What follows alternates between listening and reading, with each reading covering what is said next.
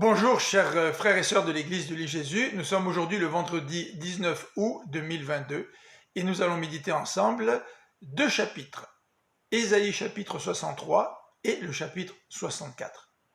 Dans les premiers versets d'Ésaïe 63, les versets 1 à 6, Ésaïe utilise la métaphore du vendangeur qui foule le raisin. Il l'écrase de ses pieds et le jus gicle sur ses vêtements. C'est une image souvent utilisée dans la Bible pour exprimer le jugement de l'Éternel. Dieu va juger Édom et les païens hostiles au peuple élu. Rappelons-nous que l'œuvre de Dieu comprend deux facettes.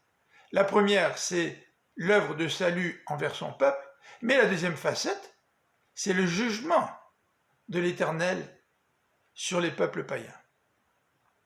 Ésaïe 63, verset 7 à Ésaïe 64, verset 11, Ésaïe va prier l'Éternel. Il va exprimer toute la tendresse et la bonté de Dieu envers Israël. L'Éternel a soutenu son peuple durant son histoire. Mais celui-ci, versets 10 à 14, s'est rebellé contre l'Éternel, qui est devenu son ennemi. Il s'est alors souvenu de l'intervention de Dieu au temps de Moïse. Et parce que Dieu est intervenu au temps de Moïse, Ésaïe va maintenant plaider pour que l'Éternel se manifeste de nouveau, qu'il manifeste son amour passionné, sa puissance, sa tendresse envers son peuple.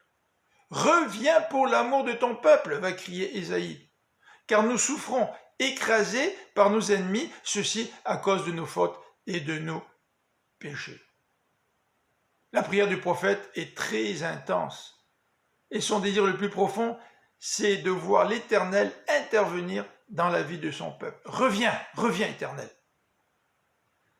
Au verset 19b, Ésaïe s'écrie, « Oh, si tu déchirais le ciel et si tu descendais !» Malgré son désir de voir l'Éternel intervenir de nouveau dans la vie du peuple, Ésaïe est très conscient de leur péché, c'est-à-dire celui du peuple et le sien. Il emploie l'expression « notre péché, nos fautes ». Il est solidaire avec le peuple. Dans les versets 7 à 11, Ésaïe supplie, en particulier au verset 7, « Tu es notre Père, tu nous as façonnés comme l'argile. » Verset 11, « Peux-tu rester sans rien faire?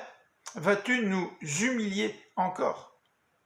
Ces deux passages nous rappellent deux éléments fondamentaux caractéristiques de la Nouvelle Alliance. Le premier, c'est que Dieu est notre Père. Le deuxième, c'est que le Saint-Esprit nous conduit.